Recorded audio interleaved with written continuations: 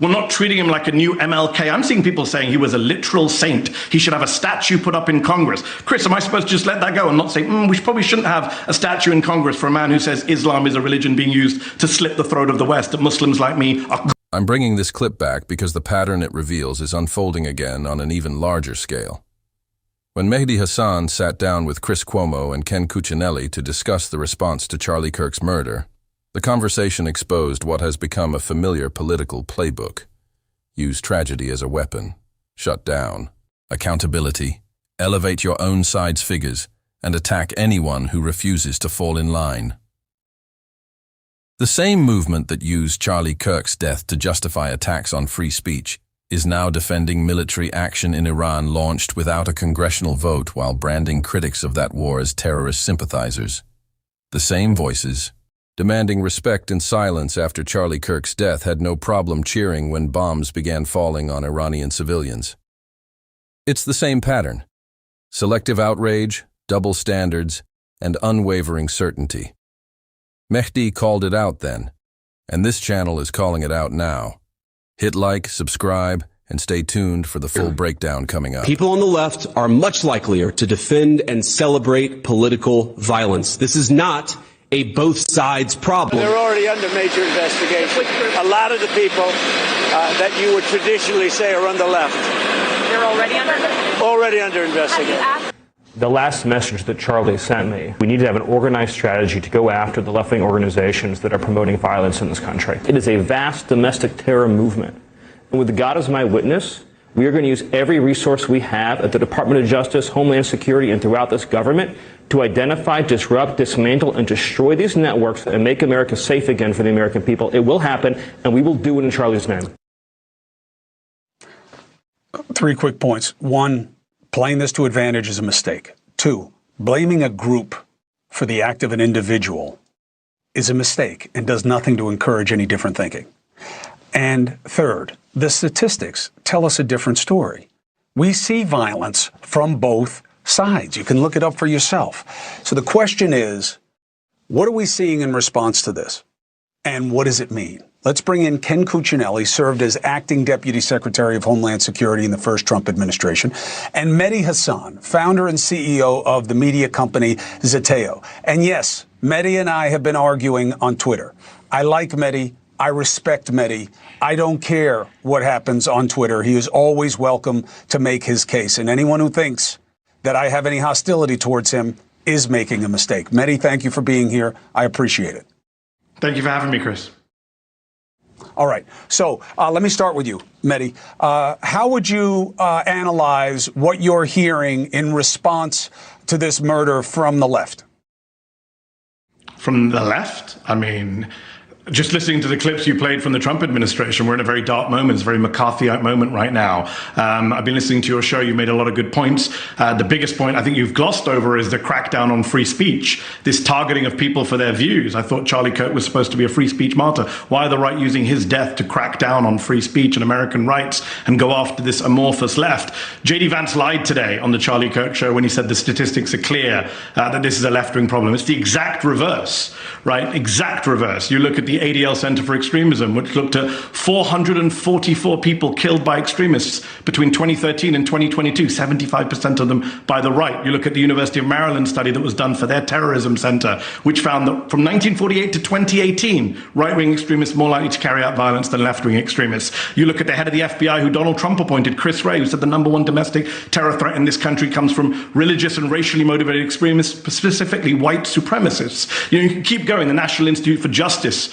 found that the majority of incidents since 1990, violent terroristic acts were right-wing extremists. The single biggest day of political violence, Chris, in our lifetimes in this country was January 6th, 2021, when right-wing extremists attacked the Capitol, injured police officers. They were ideologically motivated. You and I agreed it was an insurrection at the time. So it's bizarre for Vance to go on TV or go online and say the exact opposite of what both the official statistics say and the think tanks say. All of our evidence tells us. I mean, there was a Democratic lawmaker, Chris, I don't know how many times we have to say this, who was murdered in our home with her husband in June by a Trump supporter. And Donald Trump today said, who? When he was asked about it, he said, who? So, Mehdi, one quick thing. I do not think January 6th was an insurrection. I thought that it was all kinds of crimes. You said it at the time, Chris. I just don't. You called it an insurrection at the time. You did. You did. No, I checked your Twitter before I never came on thought.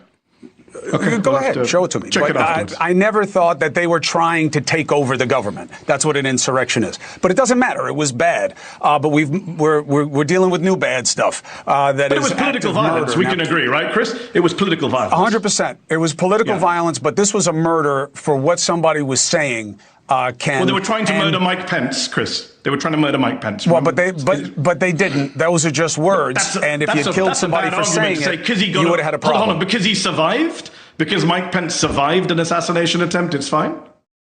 Well, it's no assassination attempt. They never had hands on him. They didn't do anything to him. But my point is speech versus actions, okay? But Ken, speech versus actions. Killing of a Democratic lawmaker this summer. Murder. Yeah. Hortman was killed. Two people were killed. Yes. That was murder. Go ahead, Ken. And Charlie Kirk's killing was murder. Speech is not violence, which is something we hear a lot in the rhetoric about free speech. Violence, a lot about excusing Charlie Kirk's murder, is because then you devalue the significance on a moral basis of actual violence. And it's important. An opportunity for unity that I think still exists is for everyone to reject violence for political ends. Chris, you'll remember I said this over and over and over back in 2020 when I was the deputy secretary and cities across the country were burning.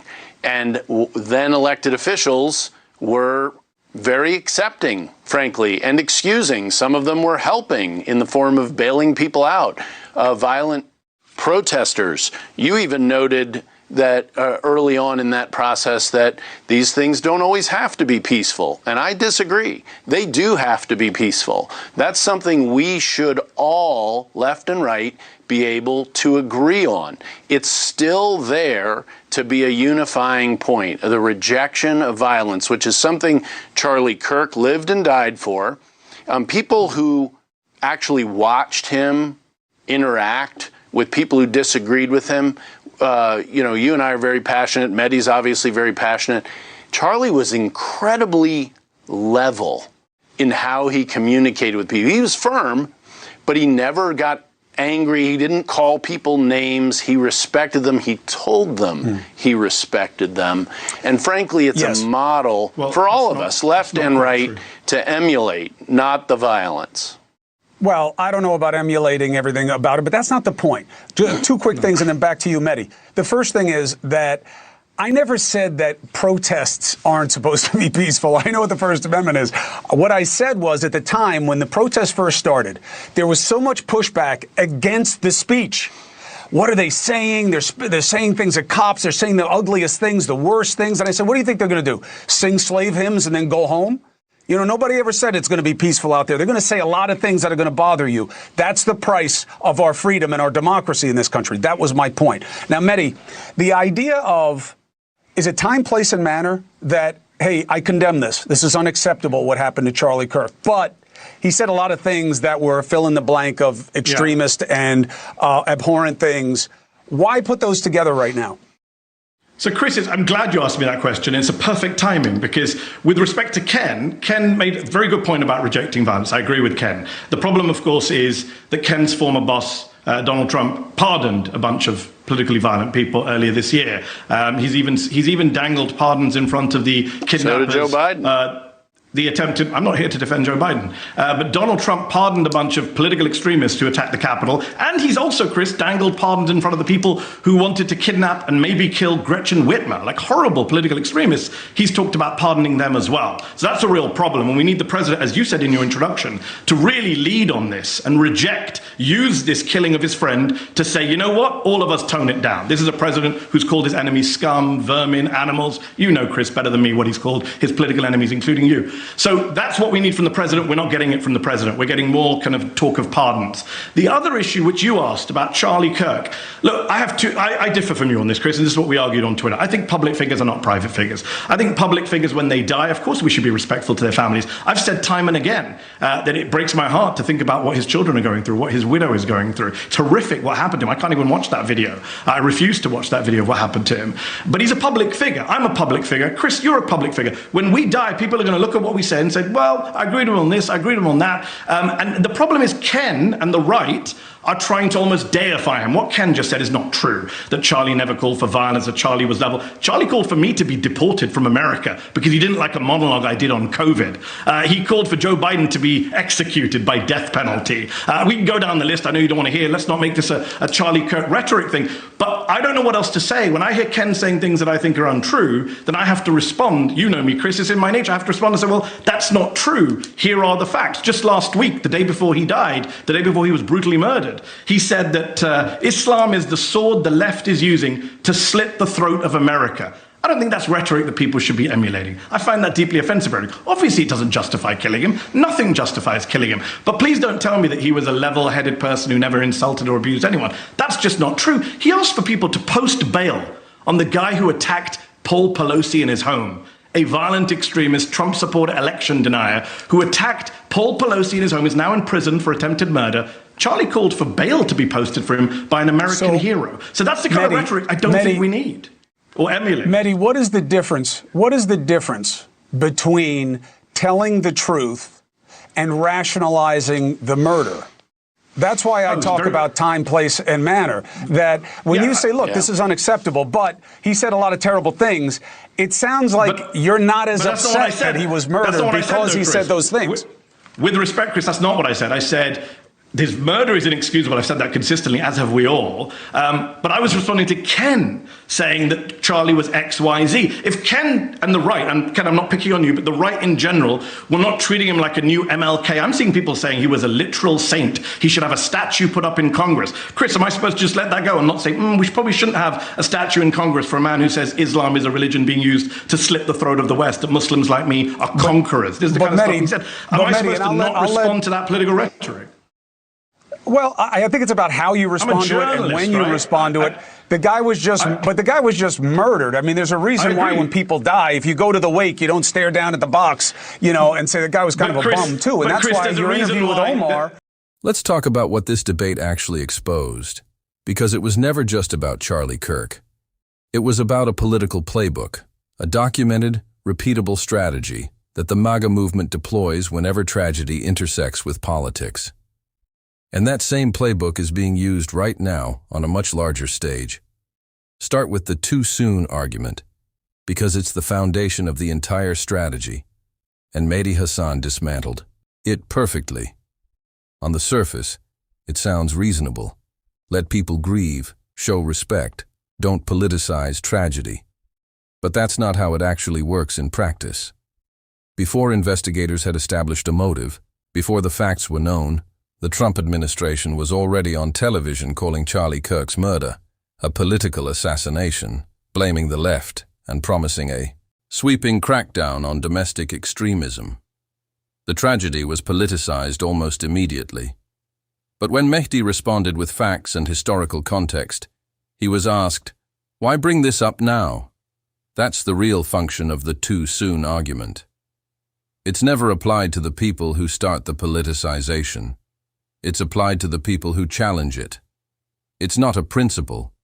It's a mechanism for controlling the narrative while demanding everyone else stay silent.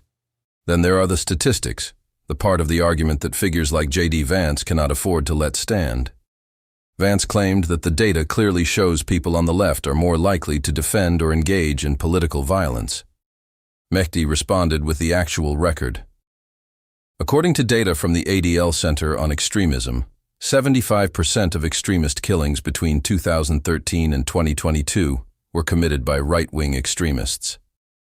When Vance said, "The data is clear," he was right about one thing. The data is clear. It just doesn't support the conclusion he presented. But the most important pattern exposed in that debate was the process of canonization. After Charlie Kirk's death, many on the right immediately began rewriting his public image. Suddenly, he was portrayed as a unifier, a voice of peace, someone above political division. Yet Charlie Kirk also made numerous inflammatory public statements throughout his career, statements that were documented, widely broadcast, and deeply controversial.